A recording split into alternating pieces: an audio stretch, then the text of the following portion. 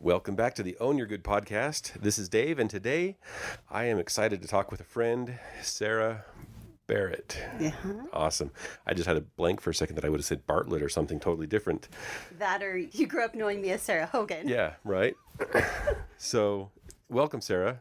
Well, thank you. I'm excited to be here. I'm excited to talk to you today. This podcast being about owning your good, I'm excited to talk to you because of A, what you do, and B, who you do it for. I will just let you sort of introduce yourself, who you are, what you do, how you got into that, and then we'll just explore how you found that, because that's part of the struggle of life, is how you find that, what it is that you love. Yes. So, So my name's Sarah. I am a mother, and I love being a mother. I've got 3 kids. Cool. And my oldest is a teenager, and I love my teenager, and I love the teenage life. So everyone's like, "Oh, teenage life is so horrible." I'm like, I'm enjoying it. This is fun. This is fun. Yeah. And so I'm excited about that. So I am the director of marketing for a nonprofit called Mentors International. Awesome. And I have been doing marketing and nonprofit work since 2003, so 17 years now. Wow. And it's kind of interesting how I even got into marketing. Yeah.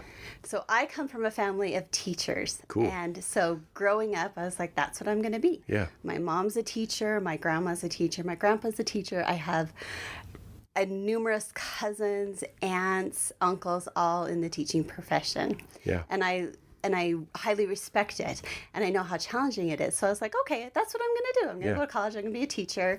And so I was very lucky. I got a job at a school while I was in college. Yeah.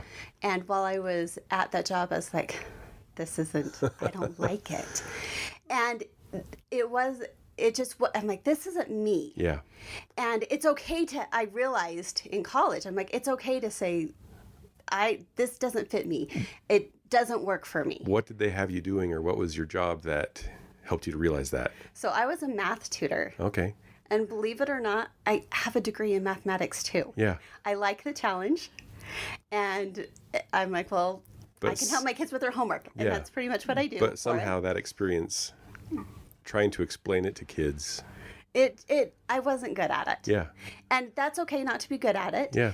But I realized, I didn't look forward to going to work. Yeah. And I'm like, I have to go to work. Even though it's something that you love enough to major in, Yes. or to get a degree in, that's not what you want to do for your day. It wasn't me. And so I'm like, well, what am I going to do? And so my dad had a business degree. I'm like, well, let me try business. Yeah. And so I started taking classes, and there were a couple of professors. I went to Weber State University, and I still remember it was Allred and Hoffman were their last names. Mm-hmm. And I loved Hoffman because he had an international approach. Yeah. And he was looking outside of just Utah. Yeah. And I loved that because I started experiencing the world. It was in college when I first traveled outside of the country, all by myself. And where did you go? I went to Japan. Awesome. So I went to go visit a good friend from high school. Definitely a strange change. Anywhere in America, plus in a place that has very little diversity, to go to Japan, totally different language, totally different community, society, way of living, everything. And it opened my eyes to the outside world. Yeah. And look at communicating with the outside world, because we are a global world. Yeah. And people are just starting to realize it now. Yeah. 20, 30 years after the internet's brought us all together. Yeah.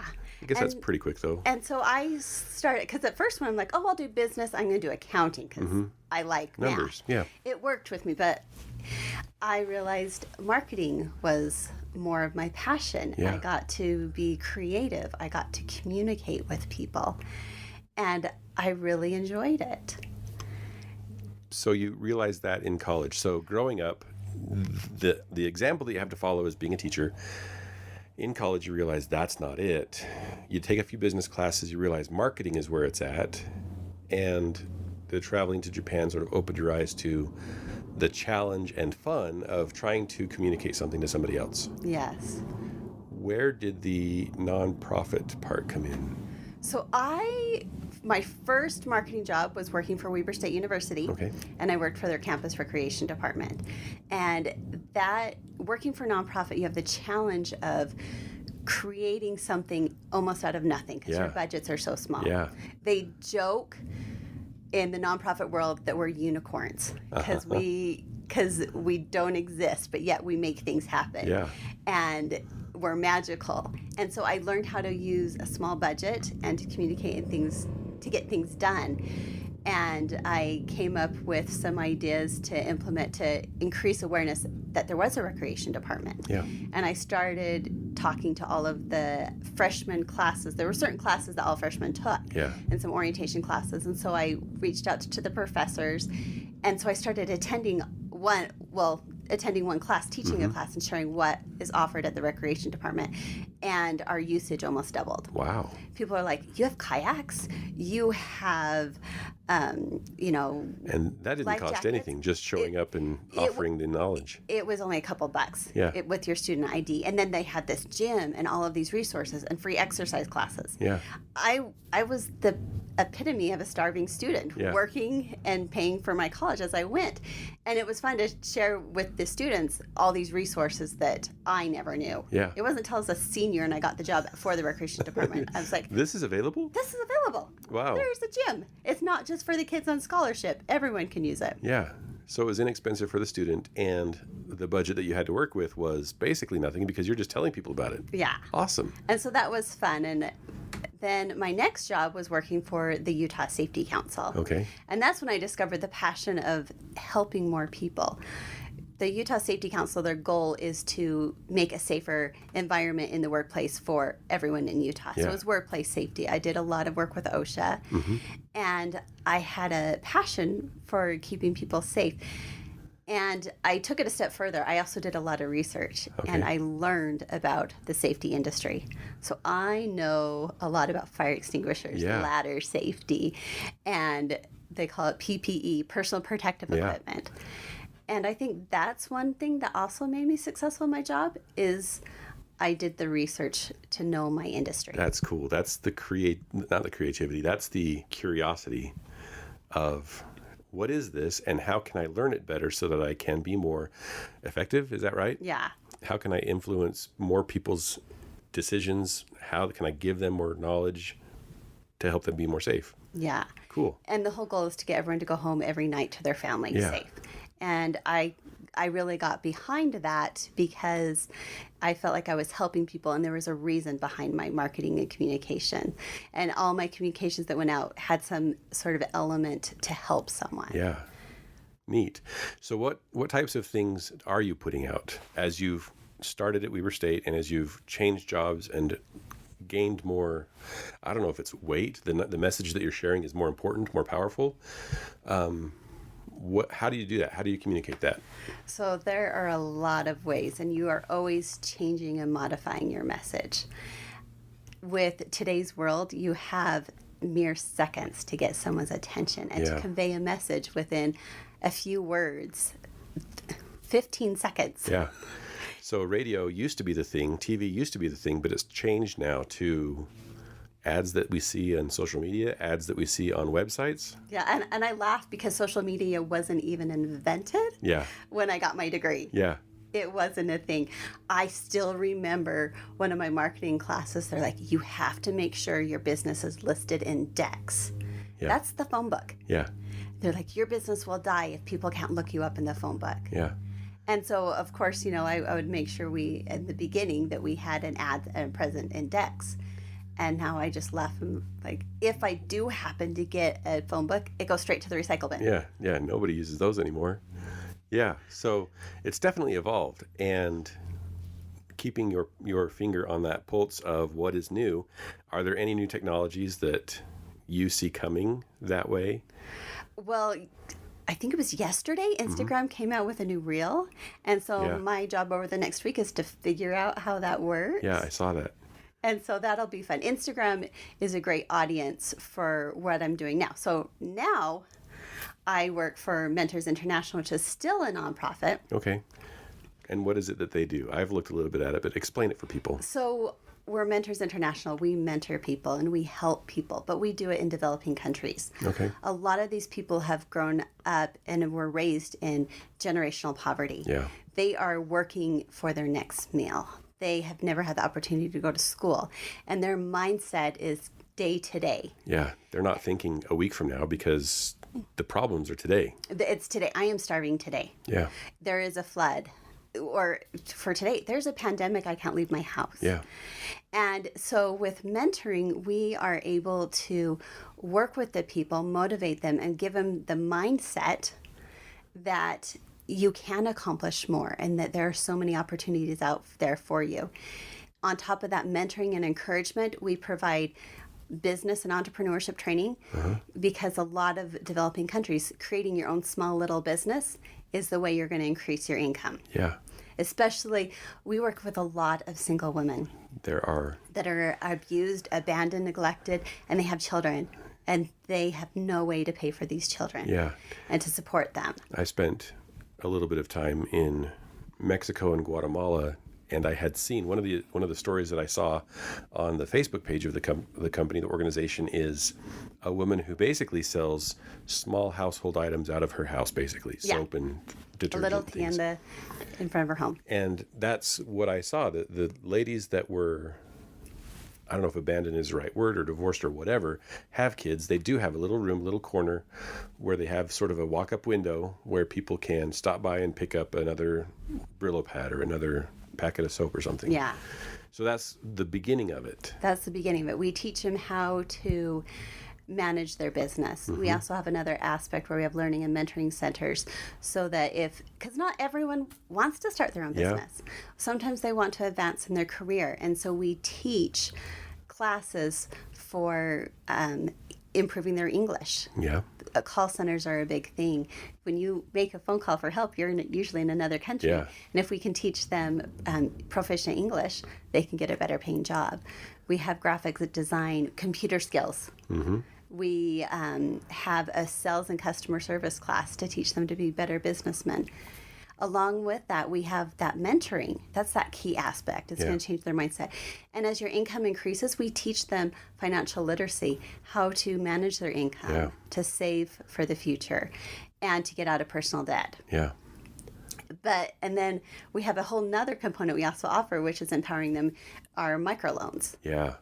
I was going to ask if that was a part of it, because in a lot of these places, if they're barely making enough to buy the food that they're going to eat today, and maybe it's not even enough for their whole family, how do they make that investment? How do they do that? But it is through microloans. It's through microloans, which is amazing because in developing countries, you can't go to the bank because you have no collateral. Yeah. The only other option is a loan shark, and these loan sharks offer 100 to 200% interest. We have those in Utah. Yeah, those payday loans. Yeah, yeah. And Anyway. you just climb yourself deeper and deeper in debt, and you're never going to make it out. Yeah. In fact, there are some microfinance organizations out there that just give the loans, and they become that loan shark, just giving people more and more loans. Well, that's not going to solve it. Yeah. It does help sometimes to have that little bit of infusion of capital, but you haven't changed their mindset. You haven't taught them Right. what to do with it. What to do and how to manage it so that it's not another investment into debt, into poverty. Yeah. Yeah. So about how much do you think an average microloan is? An average microloan, depending on average throughout the world, for us is about $300. Okay. In some parts of the world, it's $50. Yeah. In areas of Ghana where we work, they are so poor. They have less than $300 a year. Yeah. And a $50 microloan changes their life, and they will double and triple their incomes. Yeah. Pay it back and have an income that lasts. And the only collateral we ask is their word. Yeah. This mentorship program, how do people, who mentors? Who's the one who's doing that? So we have our own staff, and we call them professional mentors. They are highly trained. We work with them. We train them. We do ongoing training. Even though we're a world away, we still stay connected. So they're in country. They're in country. Okay. We always hire local. Yeah. We have a staff of 6 people in the United States. Yeah. And everyone else is local in country because they are invested in their communities. Yeah. And they are trying to build up their communities. They're staying. The place that they love. The place that they That's love. awesome. They're So if you- very dedicated. If you've ever investigated nonprofit organizations, a staff of 6 is pretty awesome. Yeah. That's... and that's one of my challenges that I love overcoming, is having small budgets and creating something and communicating to others, and so that all those donations go straight to the program. Yeah, that's awesome. How did you find this organization? So my uncle used to be the executive director at Mentors International. Okay. And we were talking at a family reunion, and we were just talking about different things in the nonprofit world, because that's what we both worked in. Similar interests. And I happened to mention, like, if you ever need a marketing person, I would jump ship in a heartbeat and come work for you, because you are helping so many people. We help over 300,000 people a year. Yeah, that is big. It's huge. We may seem small with 6 people, but we are making a great impact. And that's 300,000 new people? Or is it kind of a continuation? Well, some people it's new, some people it's continuation, because change doesn't happen overnight. Right. It's and definitely that's one a process. thing that I love about mentoring, and I love about your podcast and your message, is that you find what your passion is, but it doesn't happen overnight. You have to keep working at it. That's totally true. So what have been some of the problems that you've had to face in this? What has been some of the times where you're like, oh, I know I love this, but I really can't handle this particular aspect of this? I put a lot of pressure on myself, and I want to be able to be there and to get everything done. And sometimes I'm like, no, it's 5:00. I need to go spend time with my family. Put this away. Turn your brain off. That's kind of cool that you have that much passion for it, that there's those types of things that are pushing you. Like, I got to continue. I got to keep going. I got to do this and this and this. And it never ends. It doesn't. And sometimes you face that big problem. You're like, poverty is huge. It's not going to end in my lifetime. But I like the story of the starfish, where a guy is walking along the beach and there's all these starfish that have washed up. And one other guy is, taking one at a time and throwing him back into the sea. Yeah. And he's like, this is impossible. You're not going to save all of them. And he picks up another starfish and throws it in, and he goes, it made a difference to that one. Yeah. And I've actually been in country, and I've sat side by side with people and have met the people that have been impacted by Mentors International.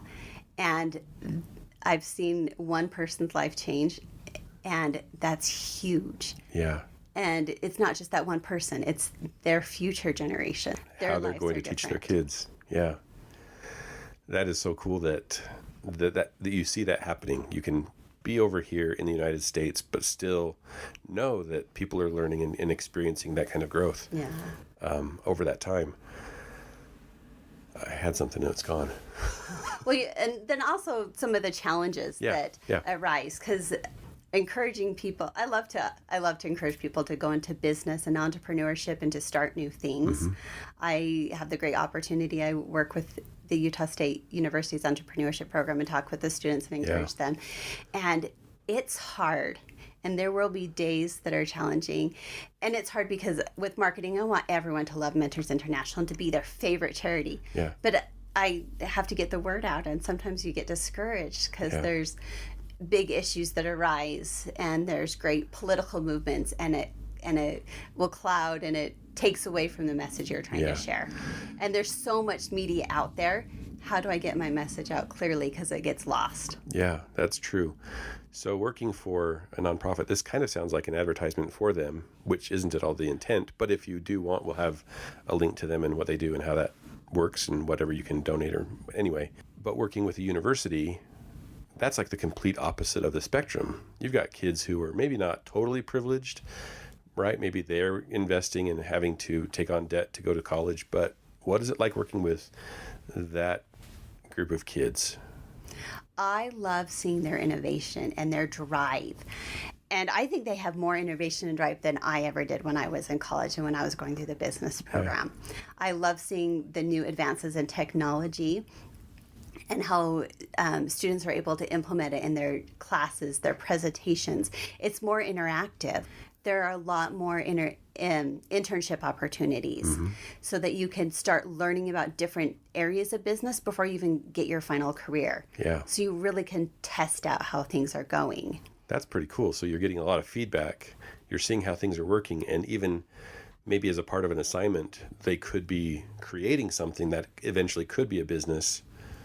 Mm-hmm. And it's just evolving as they go through school. Yeah, and with the way the business world is changing and how every industry is changing, it's different. A lot of the jobs our parents had are not available when our kids are, and even when students today are in through college. That's why the entrepreneurship programs are some of the best programs to get into. I only know Utah because those are the programs. So I know Weber State, University of Utah, the U, and BYU all have great entrepreneurship programs. I forgot the statistic. I want to say like 60% of new jobs are ones that you're creating yourself.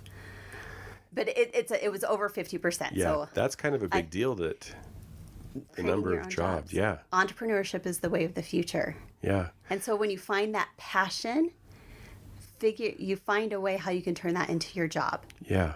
So we've had in Utah this last couple of weeks, as we get ready for school to start in the fall of 2020, there has been a lot of frustration and concern about going to school, whether or not you should be in school or online, and the mental health of students and the mental health of teachers. I think we thrive as much in the school setting as kids do. What do you think that kind of, whether it's online or how much school kids have missed, how is that going to affect them in the future with jobs and the economy? What do you think about that? I highly value communication and not only in person, but you can do it through video chatting. But I love face-to-face communication. And I feel like if students don't have the opportunity to have face-to-face communication, that might hinder them in the future. Okay. But with the idea of entrepreneurship being so huge, do you think school really has an impact on people's abilities to create something? I do think school has a great opportunity because you still have to learn some of the basics. Yeah. And I see that in developing countries, and I see that in the world today, in our developed United States, creating new businesses. You need to know how to manage your finance. You need to know how to plan for the future. You need to know how to multitask. Yeah. You need to know how to answer to someone else and hand in assignments. When you have a business, you may not be an assignment, but you've got a project that that you have to get done and hand it in on time. Yeah. So all of the things that you just mentioned, the one thing that I find that is kind of the common core thing there, the common denominator, is problem solving. Yeah, You've got to figure it out. You've got to figure out what your budget is. You've got to figure out what your schedule's like. You've got to figure out how to make something happen, whether it's an assignment or whether it's something you want to accomplish. It's your deal. It is your deal, but I highly encourage someone to find a mentor. Yeah. You need to find a teacher, a friend, an aunt, an uncle, someone else who has a business, and ask them what they did. Yeah. Because I do think a lot of it you have to do on your own, because the hard work you have to do on your own. But finding a mentor and asking for help is also key to your success. Definitely. So you mentioned kind of at the beginning that you're working for this organization, but that you also have some side work that you do. I do. I freelance on the side. So you are entrepreneurial on your own. Did you develop that as things were going on, or did you see that from this organization? So I've had the great opportunity that I work from home, and for a long time I was only working part-time and doing all the marketing for nonprofits. And the nonprofits got a great deal because I was only part-time, so they didn't have to pay me as much. But then I was home helping to raise my kids. Yeah. And I had a neighbor that had his own business, and he's like, I need some marketing help. And someone said, you do marketing? And he came over. And so I started showing him, like, here's some of the marketing pieces I've created. Here's the websites I've created. Here's the social media. And he was like, you do that? You're not just this mom that's playing with toddlers. You actually know what you know things, and you know what you're talking about? And I was like, yeah. And what's interesting is, so that's I've worked so much in the nonprofit work. He was in the financial industry. Yeah. And so there's a big difference in budget there. Well, there's a huge difference in who your target market is. True, yeah. And who you reach. Nonprofit industry, I will make posts on Instagram and Facebook. The financial industry, that's Twitter. Yeah. And LinkedIn. Yeah. And it's interesting because I've done a lot of research on this financial industry and where the area he works. Mm-hmm. He's in St. George. Mm-hmm. I am here in northern Utah. Yeah. And most of our clients are East Coast. Wow. And I have learned the industry. I have like doubled the hits on his website. I've written blog posts. I log into LinkedIn as him. Yeah. And because I write all these articles for him. Yeah. And I just to make it easier, I log in as him, post the articles for him. Yeah. And Well, if you're on the same page and he's told you what he wants, then yes, that's, no, everything's right, approved by right. him and Oh, stuff. yeah, But yeah. my job is marketing. Yeah. Is I write all the content for him, and we've almost doubled business in the last 2 years. Wow. And it's been fun. So that's a side gig. It probably is 15 hours a month. It's Yeah. not a lot, but it's a little bit of extra play money so Yeah. we can go on a road trip, or That's fun. I put it in the vacation fund. Yeah, that is cool. So you have really the spread of how all this works. It's different audiences, different clients, different budgets, all these different things. That's neat. So where do you see where things will be for yourself in 10 years, 20 years?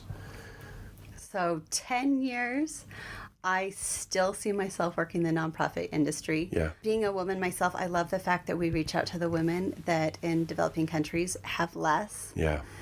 And so I'm still really passionate about that. It's kind of hard to give that up. It is hard If you're to give getting it up. paid and you're making a difference and you feel good about it and you can see the results, that's kind of like the trifecta of It is the perfect trifecta. job. Yes, I'm personally invested. It's fun because now I have Facebook friends from all over the world. Yeah. Even though they're developing countries, they still have cell phones and they've got access Yeah. to internet. That is so cool. And so I keep in contact with a lot of people, but I still see myself working for nonprofit, probably because it gives me a purpose that is outside myself. And I feel like I'm making a difference. Even if it's just for one, I've made a difference. Yeah. That is neat. So going from teaching to marketing, those are marketing you wouldn't think of as being making a difference. Teaching definitely is, but you found a niche in marketing where that does happen. Was there anything along the way that sort of tried to distract you? Like, oh, I think I could, and you almost went in the direction of something else? After traveling international, I thought I wanted to maybe live abroad. I was like, oh, I should be a flight attendant because Yeah. then I could just travel the world. But one thing that I wanted more than traveling the world was I wanted one day to be a mother. Yeah. And I wanted a family. And if I was traveling the world a lot, and especially like as a flight attendant, I'm like, I wouldn't be able to be there as much for my family. Yeah, definitely not. And that's one thing that is new. People don't realize in the business world, with the technology, you can have a flexible schedule Yeah. and you can be a parent. And it's not just moms that are staying home. Yeah. So when we had young kids, there were days I would go into the office. My husband was home with the kids. Yeah. He had a work flex schedule. He's a firefighter. Okay. So there were days he was home with the kids all day while I was working. Yeah. But with the business world, you can have that flexible schedule. That's what I'm starting to find. If you have an internet connection, you pretty much can work from everywhere. Yeah. Especially if you're an entrepreneur, if you're working for an organization that is worldwide. What are they going to do? Make you stay somewhere?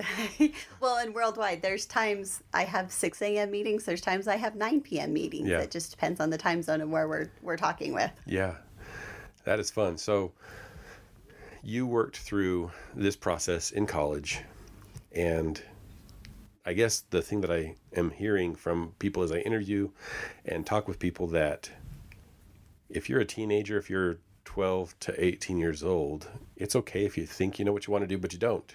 You don't, and it changes. And as you figure out who you are, as you spend time with yourself, I think is the thing. As you start to find out what your strengths are and what you're interested in, and sometimes that doesn't happen until college or maybe even after college. Well, and a lot of people change professions after college. Yeah. And I think one of the biggest things is it's okay to say, I don't like that. Yeah. And there's nothing wrong with you not liking a certain profession. That's not Because for I me. almost felt Yeah. guilty saying I didn't want to be a teacher. Yeah. Because I highly respect it. And my family, who I love dearly, are all teachers. Right. In some way, you're dissing them for being Yeah, teachers. and I didn't ever want to be disrespectful, but I was like, it's not me. It's not my passion. Yeah. Now, do you think that they have thought any differently of you, any less of you since you've gone in a different direction? They don't. So that's something that some people might worry I about. actually went at the very beginning before I got into my profession. Yeah. Everyone was really mad I didn't become a math teacher because I have a math degree. Because you have the potential to help people with math. Yes. They're like, oh, you should be a teacher. Oh, you're so good. Even at the elementary school where I was a tutor, they're like, oh, you're so good with the kids. You need to be this. So I felt guilty that I was getting a business degree. Something that has come up with me recently is just because you're good at something doesn't mean that you like it. And just because you like something doesn't mean that you have to be good at it. That is epic. But they're all okay now. They're all happy with where you're at. Yeah, they are. And they see that it's my passion. It's what I love. Yeah. And I can go back and see my growth and change over the years and how I've gotten better. Yeah. My communication skills have improved as I write newsletters. Yeah. One thing that what I love, and I think it's something, and one other trait that is good to develop in any career is being able to take criticism. Yeah. And so when I create marketing pieces, I will share with the entire team. And there's times when people are like, I really don't like that. Yeah. And you know what? I have to learn to know it's okay. They're not saying they don't like me. Yeah. But that piece wasn't on target. Right. It wasn't and sometimes, especially if I'm doing freelance work for other people, it's not what their vision was. Yeah. And I have to go back to the drawing board and fix it. And that's something that I think is a good trait to develop, is being able to take criticism well.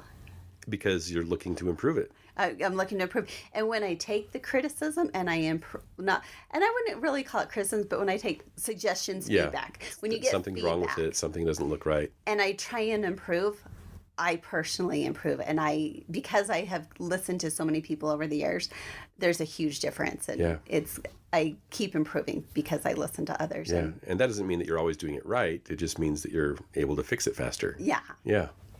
That is cool. And so that's definitely something I think everyone in any profession, it's a good skill to learn. Be okay with feedback. Even if it sounds like it's negative, it doesn't mean that it is. Yeah. Yeah. I'm not perfect at it, and it's still a work in progress. For sure. Yeah.